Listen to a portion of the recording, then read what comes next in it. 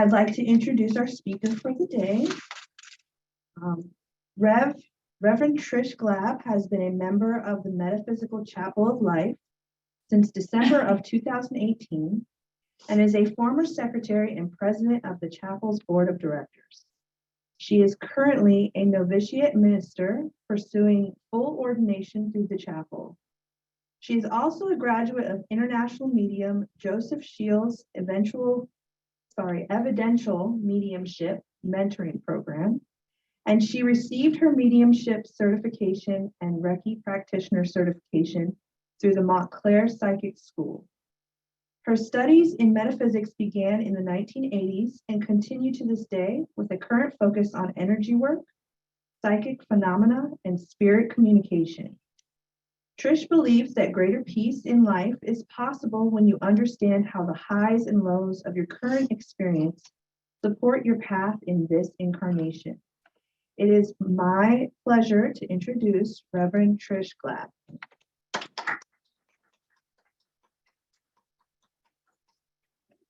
Much. Let me get my little up here. Sometimes there's a little stand, but I think we've lost it. Okay. So thank you for having me here today. It's a real pleasure.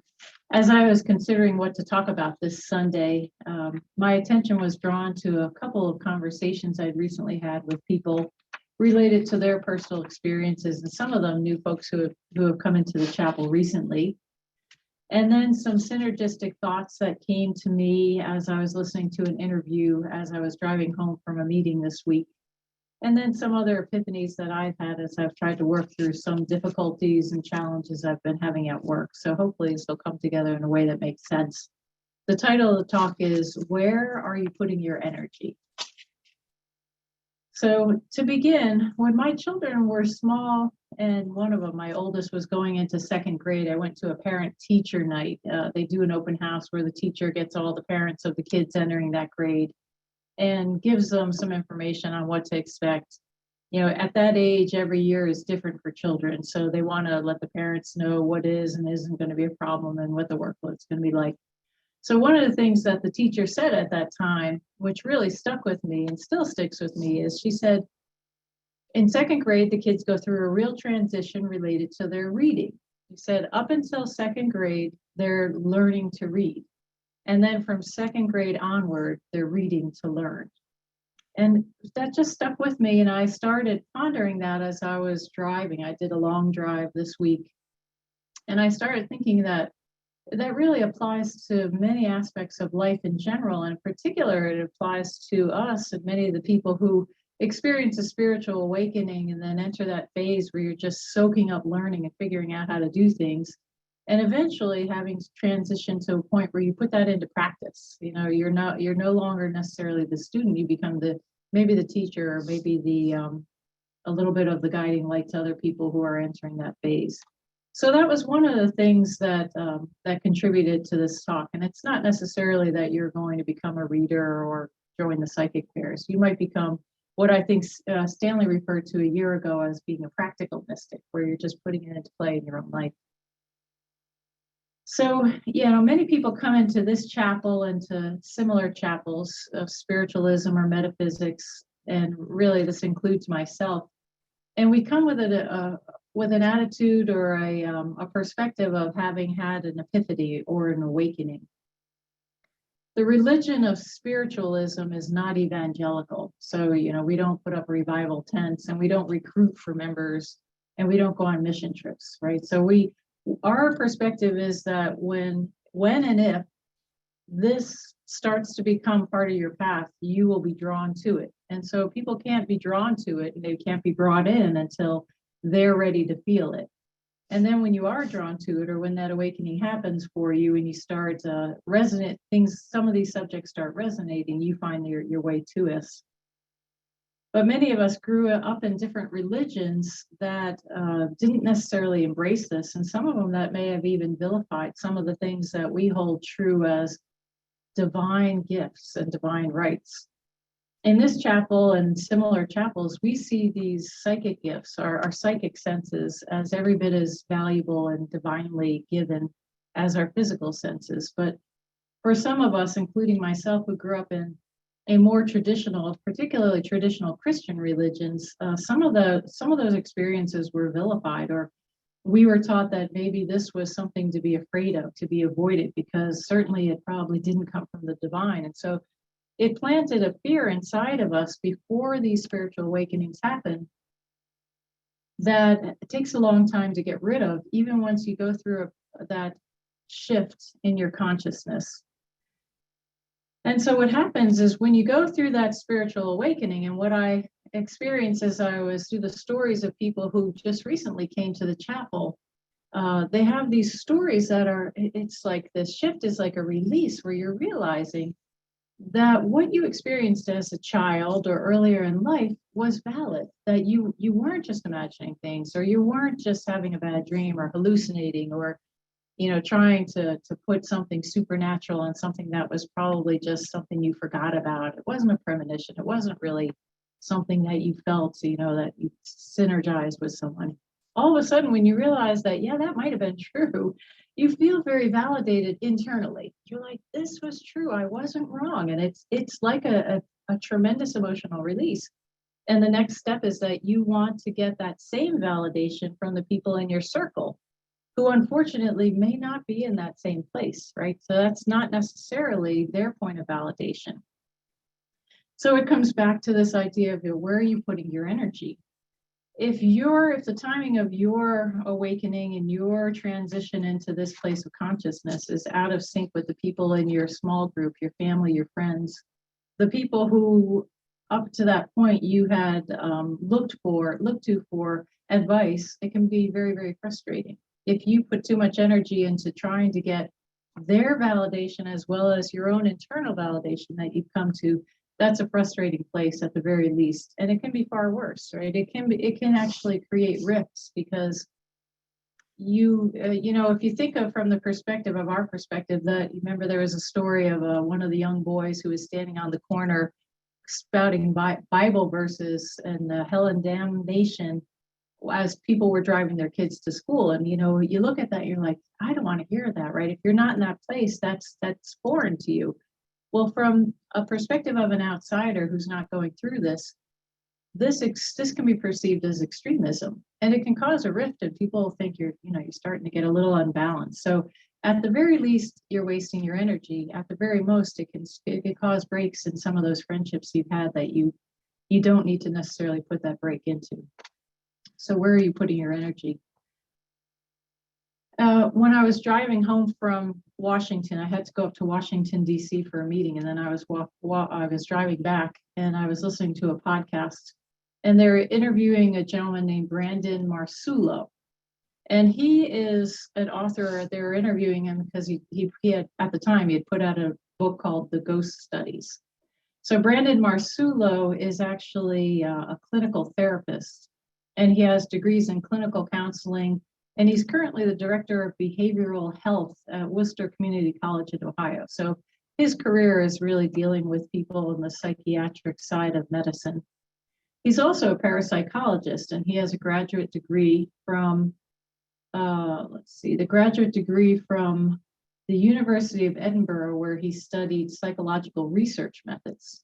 And he also specialized in some of the techniques and the equipment that allow you to be able to measure some of the changes that happen as people are experiencing paranormal phenomena.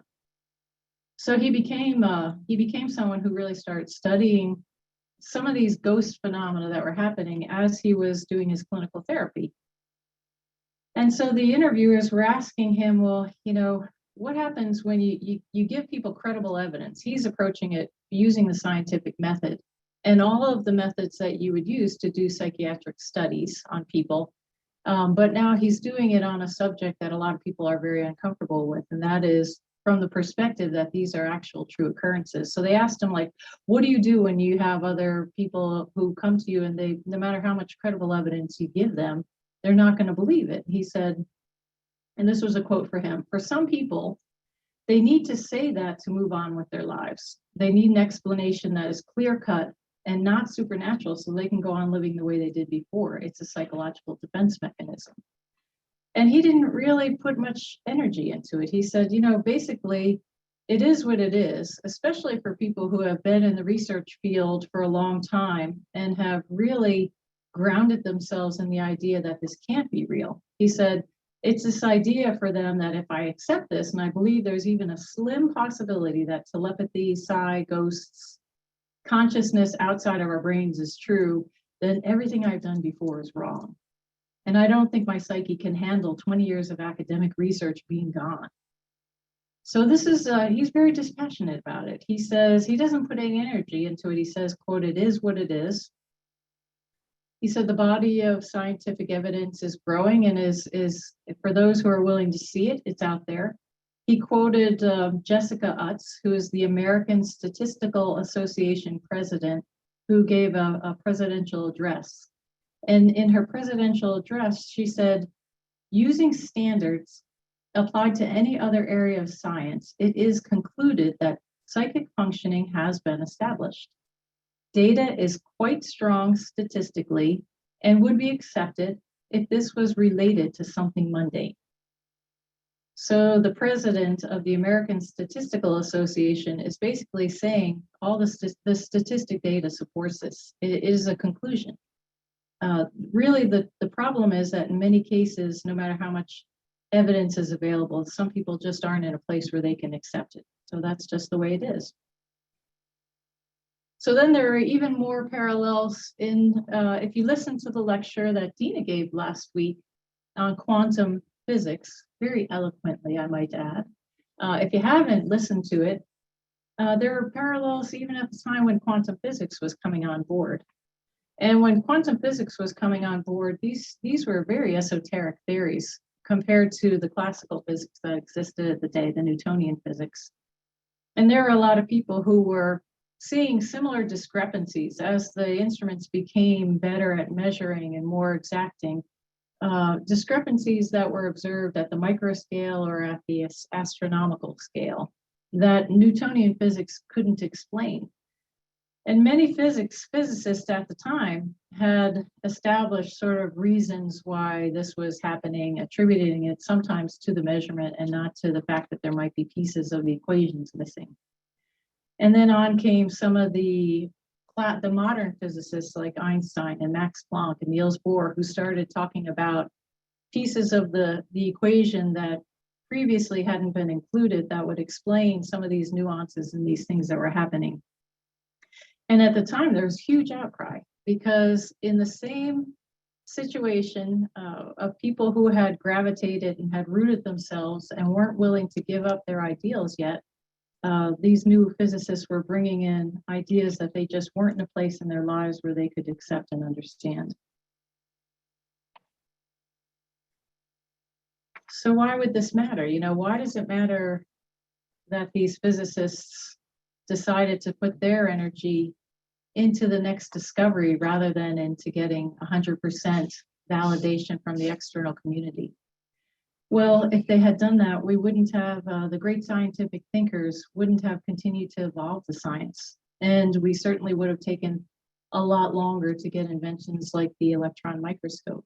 We would have our data, our science, our understanding of genealogy and disease wouldn't be where it is today if they had rooted themselves and they had put their energy into making sure that the entire community was on board. And instead, they put their energy into letting the naysayers naysay and just took stock in the fact that eventually maybe they'd come around, maybe they wouldn't. But in the meanwhile, progress needed to be made.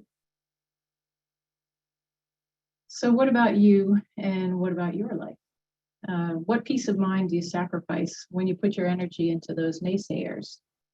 What do you do to your personal relationships when you try and convince someone who's not at a point in their life where they can be convinced? Well, really what it does is it holds you back at a place when you maybe need that energy for your own personal growth. So my recommendation here today is that you let that go. You find a way to move on. You find a way to have comfort in the fact that you're validating your own experience. You have validation that you need from this community here. You have validation when you connect in your meditations. That you find a place of comfort where you don't need validation externally, that probably won't come in the time that you're looking for it. You really have to do this if you're going to be the metaphysical equivalent of going from learning to read to reading to learn. Because there comes a time when if you don't make that transition of letting go of that need for validation from people who aren't going to be able to give it, it's going to hold you back in that shift that's going to happen as you become that practical mystic. And so I'm advising that you be selfish with your energy. But even as you're selfish, you're really not truly selfish, because when you're called to do this work, or even just to discover this about yourself, you're really serving spirit. These are the things you're answering a call as you're learning modalities and you're putting them into practice, and you're just becoming a little bit of a light in the universe. You're joining your energy, you're supporting others in this community. You are truly serving spirit, and that is the validation that you need. That's the only validation that any of us need. So be selfish with your energy, and even as you do it, understand that what we think of traditionally as selfish is really serving the greater good and spirit. I just want to phrase it that way so you understand that that's okay to do that. And if you really do this, it's going to change your life. It'll also move you into a place where you begin to let go of that fear of being discovered. You know, there's many of us who are still in that metaphysical closet, right? We're like, we're really good when we're with each other, but you know, what if my NASA colleagues find out that I do this, right? For a long time, that was a tremendous fear of mine. What would that do to my career if the scientists I work with find out that this is something I do on the side? It starts to break down that fear, though, because that fear is born of that need for validation. And once you don't give power to skepticism, then it doesn't have power over you. At least I'm working on that. I'm working on that as I move through my career among many scientists, some who I am finding out have very synergistic thoughts to myself and had equal amount of fear about letting people know that. So it's not about evangelizing or preaching. It's just about living in your truth and not allowing others to take you out of that place of truth. So that's what I'll close with. Where are you putting your energy? Are you putting it into places where it's just going to be basically dumping it into an empty hole, holding you back? Or are you putting it into evolving yourself into the next step, where you become that student who's now reading to learn and growing outside of yourself, and stepping out of that fear. So that's my advice to you, and I leave you with that message in spirit. Thank you. Thank you.